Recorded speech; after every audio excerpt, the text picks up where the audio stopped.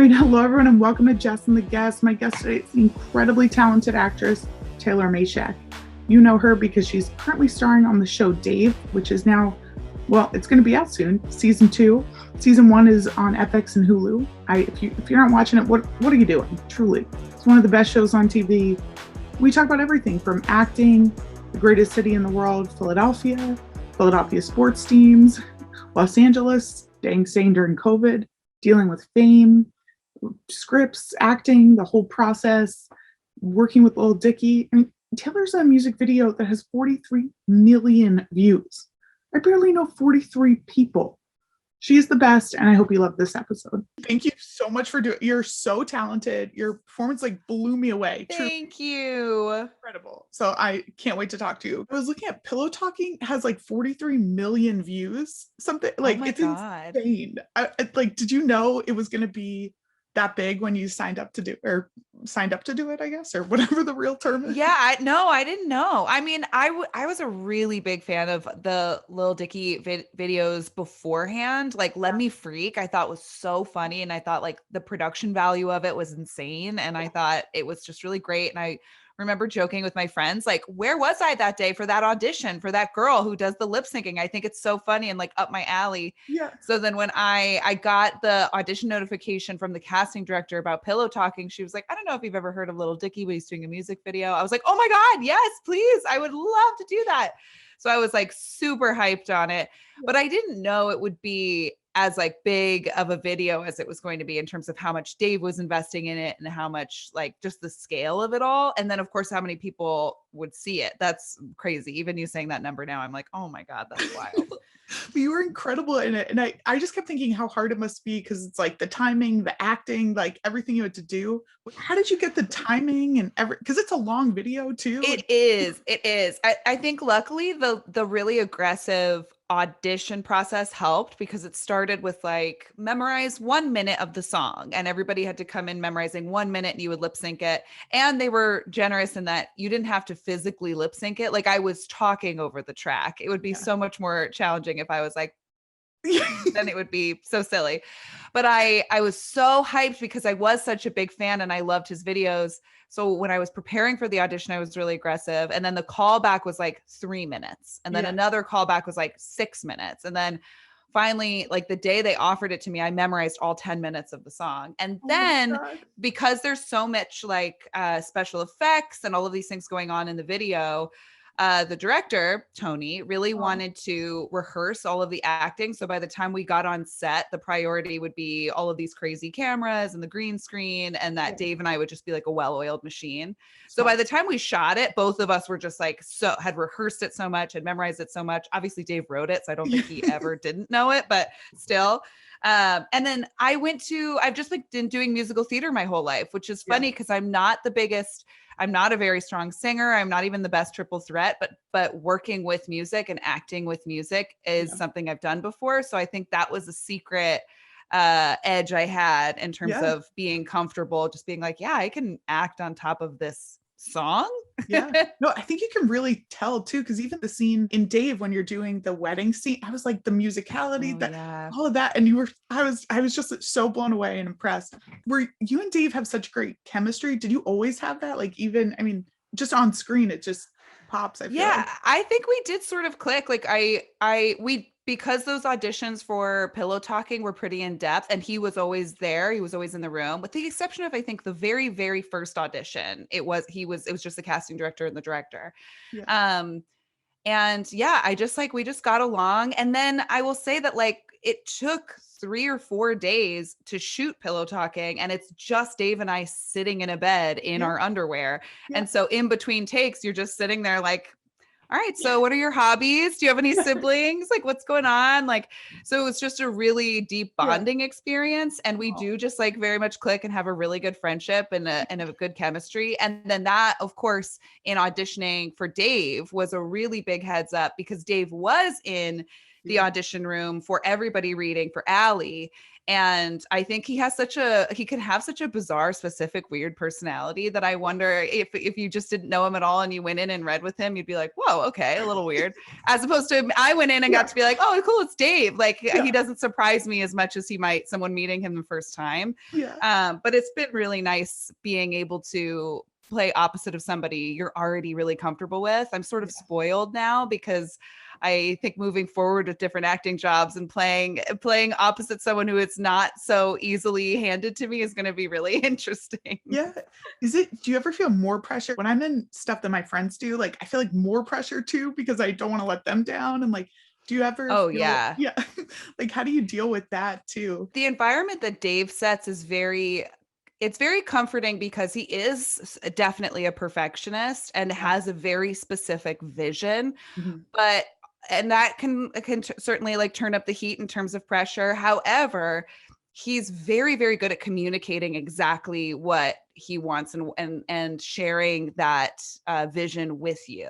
So there's been no time I've been working on a project with him where I haven't felt I've like known what we've been doing.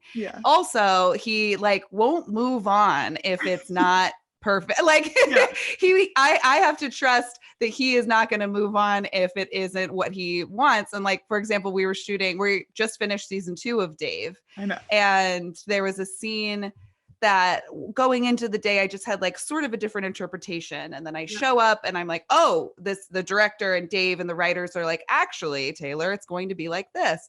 And so he was just a little caught off guard and I didn't want to let him down. And then we did the scene. I felt like okay about it, but not as great as I normally do.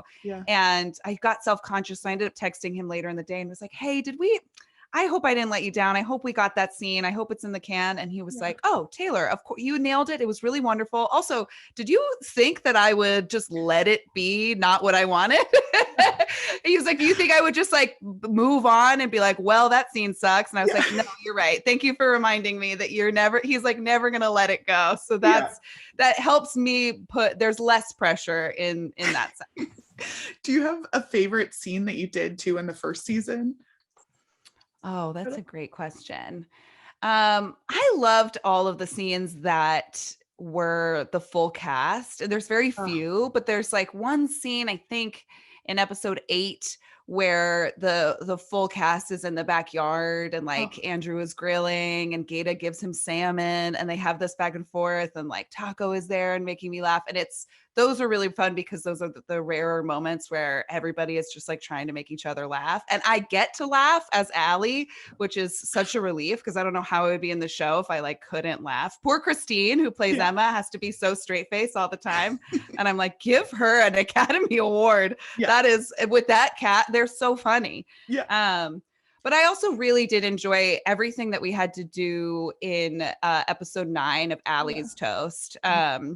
Because it was just it felt like I was in my own movie for a week because I'm in every scene and I got to work with this incredible director, Ben Sinclair. And it was like everything was so juicy and that the cast, everybody who plays my family and all of the background actors in the wedding were so phenomenal. Like that was definitely, I have to admit, the juiciest and most fun to film. God, I like cried at the point. Like I was not expecting to cry during the show, and I was like, "Oh my God!" It was perfect in it. Do you do any pre-show or like pre-filming rituals? Anything to like get into the character space? Sometimes I find like I'm still finding my groove because especially you don't get to really, or I haven't felt, I come from like a theater background and then it's very rare I actually get to be on set. So I'm still in the phase of finding my own like positive habits and things that are going to get me in the right mood and keep me focused. I learned early on that if I overthink stuff and over rehearse things, it usually doesn't help me. So I've like backed off a little bit, but I think it's really fun in like the hair and makeup chair when you're getting ready to just like kind of relax and drop in. And then I am reading the lines for that day and just try to focus. I don't know. I don't have any crazy rituals yet. I did learn, Christine Coe taught me about like how to take a perfect power nap on set. And like you go take your lunch, you spend and you get like a half hour. And she's like, don't eat too fast, but just eat for the first 10 or 15 minutes. and then make sure you lie down. And it's okay if you don't sleep, but you probably will. And just lie down, set an alarm, and you think it's going to mess up your day, but it won't. And now I do that very ritualistically. I'm like, every lunch, I do my little baby nap, and it helps kind of reset. So that's the closest thing I have to a ritual so far. That sounds amazing. I never would have thought of that either. I was like, oh. Yeah. I'm like, it's only a half hour. All you could do is eat. And she's like, no, girl, you got to lay down. It helps you so much. And it does, because you also, I find on set when you're not acting, you're talking to the crew and you're talking to everybody, and your face is moving constantly. So giving yourself a moment to just like be still, I think is important. All right, Jess and the guest listeners, as someone who is currently quarantining with their family, I've never needed therapy more in my life. I feel like everyone could use that. And luckily there's a place like betterhelp.com. Again, that's betterhelp.com. This podcast is sponsored by BetterHelp. And Jess and the guest listeners get 10% off their first month at betterhelp.com/Jess and the guest. This will help you with everything. It puts you in touch with a licensed counselor within 48 hours, which, dear God, we all need that, truly. So again, that's betterhelp.com/Jess and the guest, and you'll get 10% off your first month. Did you guys all, because all of you are so funny together too. Like, I know Andrew from stand up, and I just laugh just looking at him. Like, yeah. Did you guys go out together or do anything? Because just on camera, you're effortless. It's great. I love it. I think that I know everybody is so funny. And it's true that everything Andrew says, his breathing is funny to me. And I think it's nice that we all sort of had like a common thread of, a lot of us know Dave, but from even before auditioning. And so there's certainly like a couple of times we got to hang out. We got to go to Buffalo Wild Wings one time, and it was very sweet because the waiter wanted to take a picture with just Dave.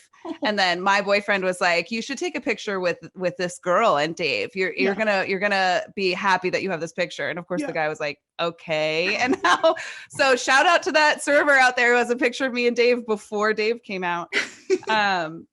But yeah, everybody is so sweet. I really miss us not being able to hang out because of this year, everything with COVID. So we were very much kept separate. We were just kind of like in these bubbles that they kept us away from each other. On the very last day this year, I like got to sneak over to Taco's trailer and like say hi to him. And I like snuck over to Christine's and was hanging out with her.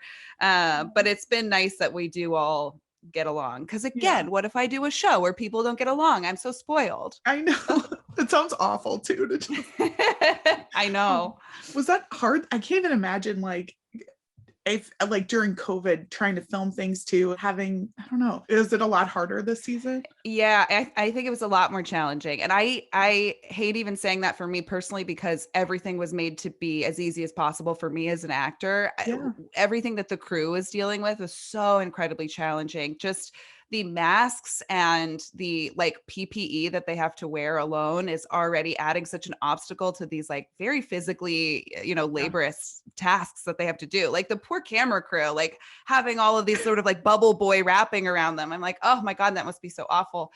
And in general, just everybody getting tested, just a Q-tip up your nose every day is just not fun. It's and to do that for months and months and months really stinks. And limiting the time, you can't, everybody is like being as careful and isolated as possible in general, but particularly when you're on such a big show, there's no seeing your family over the holidays. There's no like socializing at all.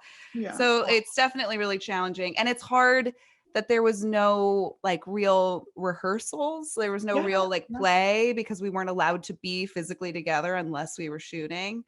So all of that was really tough. I know though that Dave and I think all of the powers that be are pretty happy with everything that we got. And it's a real testament to the talent and the skill and the energy of the whole crew that was even possible. Like, I can't wait to see it. I know, like me too. Are you now a Philadelphia sports fan now that there's so many Philly people I know who? I'm from Philadelphia, so I'm biased. Are you? Oh my God. I'm outside of it, but I'm like, all right, yes. Oh yeah, I've been totally indoctrinated. I will say I'm still a New York Giants football fan, much to the bane of my Philadelphia boyfriend's existence, but I can't shake that off. I would be too much of a bandwagoner, but I do now have like such a soft spot in my heart for the Eagles. Like I went to like a big Eagles fan watch party for the Super Bowl, and that was like so magical. And I ultimately just love sports ultimate for the stories. Like Yeah. I think athletes are the coolest performers in the world. But I am now just a total huge Sixers fan. Yeah. And it's just too big of a part of my life. But Yeah. I'm happy that you're good stalker from Philly and outside of Philly. I'm like, that's my judge of like, you're from PA. Okay, great. You're gonna be a friend. What I love too about Dave is I feel like it pushes boundaries in the smartest way I've seen. Like, was there anything you ever read that you were like, I don't know how this will work, and then it worked out really well? Or Yeah, I mean, gosh, when I started to read episode 3, Hypospadias, I was like, what the hell are you guys making me do? Because yeah. it just opens with so many sex scenes with Allie and so many kind of vulnerable moments for me as an actor to try to pull off. So when I'm starting to read it, I was like, oh my gosh, this is going to be a lot for me. Yeah. And then I get to the end and see their conversation about her making the milking table and like talking about if you're in a partnership, there's this like give and take of learning about what each other wants and like trying to satisfy someone, but you have to be brave enough to ask for what you want, all of this stuff. Yeah. And I was like, oh, how wonderful. I think it's so great that these, what's at first might have felt like just kind of egregiously like sexual for no reason or over the top scenes for shock value aren't that. They're the building blocks to lead to a really beautiful theme that you are surprised by. And I think surprising an audience with that kind of a heartfelt message in an episode that's just also very silly and funny and over the top and sexual and all of these things that are a little shocking is really cool. So that was just the experience of reading that was one of those kind of roller coasters where I was like, oh no. Yeah. Is it hard to be so vulnerable on camera too? Like, I feel like I would struggle with it, but I don't know how you do it. I'm like, how? You're so good at it. Thank you. It's there's stuff that's kind of the stuff where I don't know. I try not to overthink it, and it is a testament again to the how welcoming and professional and smart like the crew and the people who are writing that material make it. So it's as long as everybody is excited about what you're doing, then it's easy to be like, okay, I'm doing this for all of the right reasons. I think I would feel a lot more self-conscious or a lot more guarded if I was in an environment that didn't feel professional or felt unenthused about what I was doing. And certainly if I was doing material that I like didn't believe in. But fortunately, every time I've had to do something super vulnerable, it's been like, okay, I know why I'm doing this. Like the end goal is in sight. I'm very connected. It has a purpose. So nothing felt too egregious. And again, it's really nice working with Dave because we do feel I feel very connected to him, and the story is so personal for him that it's very easy to also give yourself to it because you're never going to be the person on set who's giving the most. It's always going to be him. It's the story of his life. And then like and if it goes beyond being autobiographical, it's still a story he created. And to be acting in it with him, it's like, okay, yeah, let's just like dive right in. It's your baby. I'm your partner in this. Let's do it. Oh, and I love that you guys talk about mental health. You talk about like every subject. There's no like stigmas or stereotypes. And I don't know, I just love it. Like, how important was it on the set that day, like filming the mental health, like with the bipolar? Was that a tough, I feel like it would be tough to film, but I'm for sure. And I think, Gato is so incredibly brave because it's so, I haven't been in that position of sharing something that's so close to myself in a character. He's playing himself. And he's just so incredibly generous with that honesty, but it's not easy to get there, and to do it authentically because audiences can smell that out. But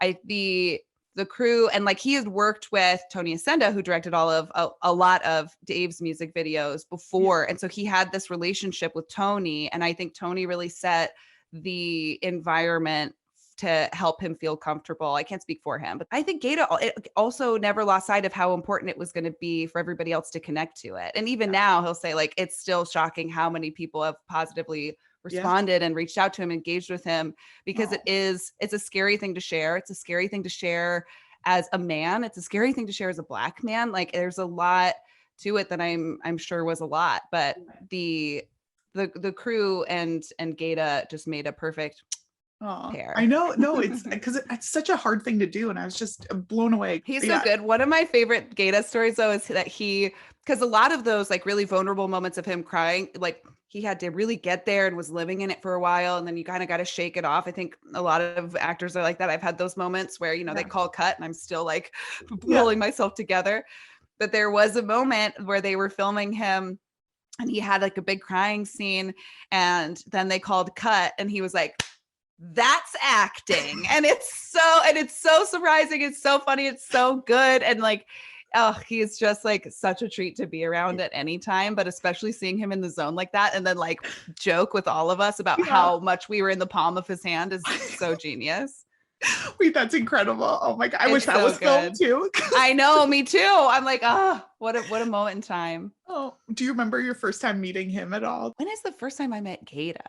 Honestly, on set for Pillow Talking, I'm sure. Like, that had to be it. And we did rehearsals at Dave's house, and Gato was like always at Dave's house. And then I remember, so that's like how I met. And then I've seen him when I saw Dave in a concert in like 2017 or something like that. Yeah. And Gato was, of course, there. And then I remember reading the pilot and reading that there was a Gato character.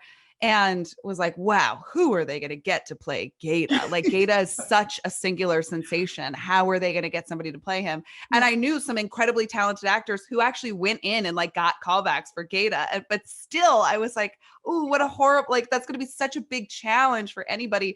So I was so pleased when I found out that he was allowed to audition. And then it was like, so obviously him. It was like, okay, he's never like acted before, but it's Gato. Like you gotta have Gato be Gato. And I'm so happy it all worked out that way. I can't even imagine anyone else doing that too. Oh. Yeah, it's like you can't, it's him. It's like undeniable. So I'm so glad it worked out because it's not easy to convince, a big show to just like take a risk on somebody who doesn't have as much experience. And but he's just, again, undeniable. Oh, if you're like me, you have no time for breakfast. Trust me, I get it. And finding something healthy can sometimes be really difficult. So use Magic Spoon. It's this great cereal. It is low carb, high protein, and Jess and the Guest listeners get 10% off. Again, that's 10% off. Use code Jess and the Guest at www.magicspoon.com. And wait, there were so many celebrities too. Like, I'm so jealous. Did you get to meet Kourtney? Yeah. Kourtney, yes. I was so excited. And I think like I'm finding the balance of, I try to be as professional as I can, especially if it's in a work environment. Yeah. But I'm also, amongst other people, I'm not one to like totally play it cool and be like, I don't care. So I would be like standing by the writers or with other members of the cast or whatever. And I'd be like, this is crazy. I'm so excited that she's here. Like, I'm not going to like, I get that it's maybe uncool amongst you people to like the Kardashians, but I don't care. I like them. Same. And even if you don't, they're just such a big deal that it's I'm freaking out. And so once we actually got like the actual reaction of me as Allie being like, oh my God, was like pretty real. Like I got and they offered to introduce me to her before we started shooting. And I was like, honestly, I would like to just do the scene. And I don't think she'll mind that either. Yeah. Like she just will get in and out of here faster. Yeah. But the first time I met her was on camera and I was like, oh my God. So that was a pretty authentic reaction. Yeah. That one was really cool. Young Thug was so cool. No big deal. Yeah. That was like, and that scene, we were sitting next to him for so long. And so in between takes, I would just be like, what do I say? What do I do? What do I say? And he would be like, so you've been acting for a while? And I'd be like, yeah, yes. Like, I'm just like so nervous. Like, yes, Young Thug. Yeah. Okay. And Gunna is there. And he just like also was a bonus. He just showed up and was like, I'll do it too. And we were like, oh my God, cool. Like, this is crazy. Yeah. So I'm still finding that. I hope that I don't think I'm ever going to lose the like, oh my God, there is a celebrity here type of reaction. I just am now, I'm learning how to be more mellow and cool when I'm literally talking to them on set. I only once saw like a celebrity like outside of work and I almost hit Steve Carell with my car. He was like biking and I was like, Steve Carell. And I was like, oh my God, I'm going to die. Like I almost killed Steve Carell. Carell. Oh my God. I was not cool then too. He was like, instead of being like, "Are you okay?" I'm like, "Oh my God, it's you." Well, and he's a literal god, so that's too much. Like, if you're cool, if you ever met or accidentally hit Steve Carell with your car, then you've got problems. Yeah, right? No. But how are you staying creative during this time? Because I feel like I'm really struggling, and I'm like, how are you doing it? Because you're doing your podcast, you're filming, you're doing everything. Yeah, well, luckily this is like the new year has gotten busier for me. It was a lot tougher at the end of last year. I mean, the whole last year just stunk, but being able to shoot Dave has been really, really wonderful. I do have a podcast that I will shamelessly plug with my friend Alyssa called Table Flipping with Alyssa and Taylor. And that's really great because it is, as you know now, a lot of work. Like a podcast is so much work, but it's really our baby. We're super passionate about it, and it's been nice to have an excuse to watch all of the reality TV that I do watch. It is now officially homework, and it's really exciting to talk to different people about it. So that's been a nice creative outlet, and we're like trying to expand and grow. We just joined a podcast network called Podglomerate. We're super stoked about. That's huge. Congrats. That's awesome. I also thank you. Another way that's made me feel a little creative, or at least like connected to people, because that's been the bigger challenge for me, is feeling not connected to anyone, is I started a book club with a bunch of my girlfriends that has now started to like expand to friends of friends, and it's called Pros Before Bros. Oh, incredible. Oh my God. The name alone is perfect. It's a perfect name. So cool. It's the perfect name. I didn't think of it. We thought of it on our first meeting, but we like start just at the beginning, or I guess at the end of 2019, we had started. So we had like a few in-person meetings at my apartment. And then of course it switched to Zoom, but it was really nice to still feel like I had a regular thing in my life, and it kept me reading, and it kept me connected to people. And like our Zooms are ever expanding, and there's more and more people that are friends of friends. And that's really fun. So that's been something that's helped me feel good in this crazy time. Oh, do you have a comedy background? I feel like you would be so funny. Like if you did just kick Andrew Santino off the Comedy Store stage and do. Oh, I would love that. I would relish that. No, I really liked, I love comedy and doing theater growing up. I've loved the comedic characters the most. And in college, I was in an acting program, and it was really fun to do that. And then when I came to LA, I did do like a lot of UCB classes, and I've seen more stand-up here than I have in my entire life. And I do love it so much. I've been in like sketch and improv groups. I've made sketches with my friends. So that's like the main, I just like, it's certainly what I'm drawn to. And I would love to try to dabble in stand-up, but I also know it's a very difficult thing. I'm the last person who's gonna be like, oh, give it a shot. Like that always annoys me with acting, when people are like, I think I'm gonna give acting a shot, and just like no prep, no understanding of how difficult it is, like no respect for the craft, all those cheesy things. So it's something that would be a goal eventually, but I also recognize that there's like so much work that goes into it. But I feel like just surrounding myself with funny geniuses like Dave Bird and Andrew Santino and Gato and all these people. And my boyfriend is such a talented comedy director and writer. I just am surrounded by those people and hope they keep auditioning me for things. That's all I care about. I'm sure you've learned so much from Dave and everyone, but is there one thing you've learned from Dave that you weren't expecting at all or were surprised by? Do you have any weird hobbies or no?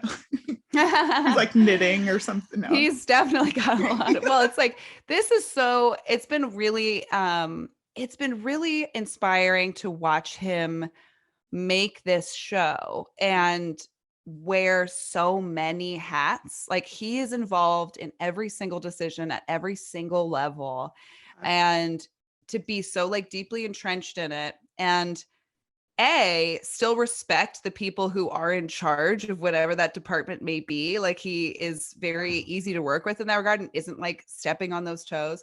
But B, remains so kind and nice to everyone, and which is hard in a highly stressful situation where you're spread incredibly thin. Like I don't know how he manages his energy, let alone like always has an attitude of kindness and like generosity. And so I have tried to take a page from his book, because if there's ever a day on set I'm getting like sleepy or hangry, or I'm feeling stressed out because people are talking like in between takes and I'm trying to memorize a line, and I like start to feel myself get impatient, I like take a breath and remember everything that I'm experiencing is like a 100th of what Dave is doing. And he has maintains like a calmness and a kindness across the board. And that's been really, really cool to see. And I think everybody would really say the same. It's just shocking. We're just always astonished at how well he handles this environment that's like kind of impossible. Yeah, I haven't seen anyone do that successfully, really. So that's so yeah, nice right? and impressive. I'm like, oh, what is that like? Yeah, and people give you allowances too. Like nobody would fault him at all if he had like if he was short with people every once in a while, or just like kind of had an outburst. Like that's what this whole industry is about, is like, you know, everybody is a baby and it's fine. We all get it because it's stressful. I've never seen that from him. And it's crazy because he really does do everything in this show. But still does it in such like a kind way. So I try to remember that anytime I'm feeling like a little impatient or like I want to have a little temper tantrum. I'm like, I gotta cool it. Like if he can do this, I can do this. Oh, are your parents big fans of the show too? They must be so excited. Oh my gosh, yes, they're very excited. It's been sweet. Like it was so nice for them to finally see it, because it was like booking it was such a big, obviously part of my life and career, but it's kind of hard. They don't work in the industry and they don't live here. And so explaining like, oh my God, I got a pilot. They're like, okay, like what's a pilot? And all they had known of Dave from my experience was the pillow talking. And so of course my dad was like, all right, well, how many clothes do you get to wear in the show? And I was like, good question. I think a lot. But it was really, and they've been so supportive of every like co-star and guest star and all of these things that I've booked that are much smaller. And so to finally be like, I am in several scenes, I have several lines, is like so wonderful to tell your parents who have, you know, supported you in this sort of crazy career for a while. Oh, that's so nice to hear too. And my dad's name is Dave, so he loves all the Dave merch so much. Every time I get to, I'm wearing one now, which is so cheesy, but I'm really excited about it. I think it's so cute. I get Dave stuff and I just like ship it over to my dad. I'm like, here you go. And it's very cute. They rep it a lot. They live in Chicago, and so they tell everybody that their daughter is on Dave. That's so cute and nice. I feel like you can do any genre. Is there any other genre you are looking at doing too for acting? Like, do you want to do drama or even more drama? I would love to do drama. I'm really, though, I would love to do the kind of like Coen brother dark comedy stuff. Like I think where it's funny to the audience, but it's to the character, everything is very serious. Like like those kinds of dark and complex, ultimately comedies are, I think, so delicious and I think really challenging. And I think it'd be really cool to play a character that is like, whatever is happening is very important to her and is experiencing it at a crazy personal and intense level. But then to the audience, it's like, this is hilarious. This is so great. And like to do something heightened with an accent or something, I don't know. But right now it's just really fun to, now that the industry is back, I just want to read anything and everything. There's nothing I'm like trying to steer away from. It'd be fun to play characters who are like Allie. That's so much in my wheelhouse and what I love and I'm comfortable with, but it would also be really fun to play something that's like unrecognizable.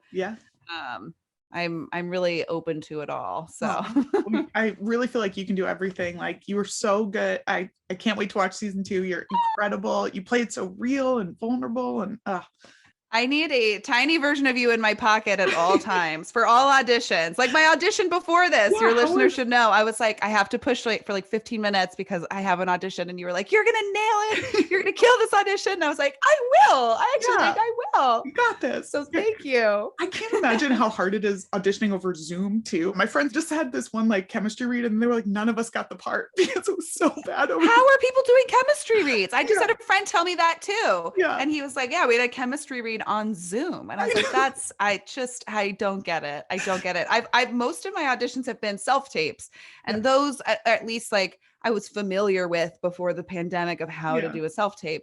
I never wanted to do this many.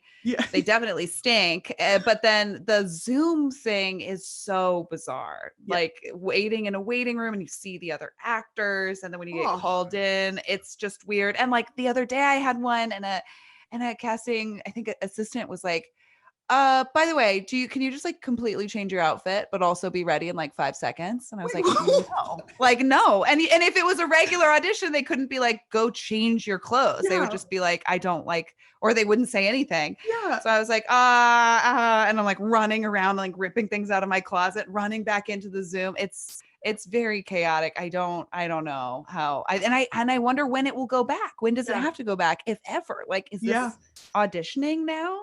Yeah, I have no idea. No. I can't imagine how much that would throw me to be like, oh, go switch your. I'm like, what? Yeah, I was wearing like a cute collared dress, and it was supposed to be like for more of a businessy character, but I guess it didn't read on Zoom. And so then he was like, that looks like a swimsuit. And I was like, a swimsuit has a collar. And then I'm now running. I'm like grabbing cardigans and sweaters and stuff to put on top of it, and it's just like a completely new, I don't know, way of auditioning. And auditioning sucked before. Yeah. It's like we didn't need to make it worse. Yeah, that's like my worst nightmare. Like, God, it's all good. Yeah, it's no good. Well, thank you so much for doing it. You're so talented. So I can't wait to watch season 2. Let's be friends. You passed my test. You're from Pennsylvania. So done. Yeah. Okay. Awesome. Thank you so much for everything. You're amazing. So, and I can't wait to see more. Yeah. Oh thank you so much, Taylor. You. Hey, everyone. Thank you so much for listening to Jess and the Guest. Please like, subscribe. You know the drill. All right. Tune in next Thursday for a brand new episode. And thank you again.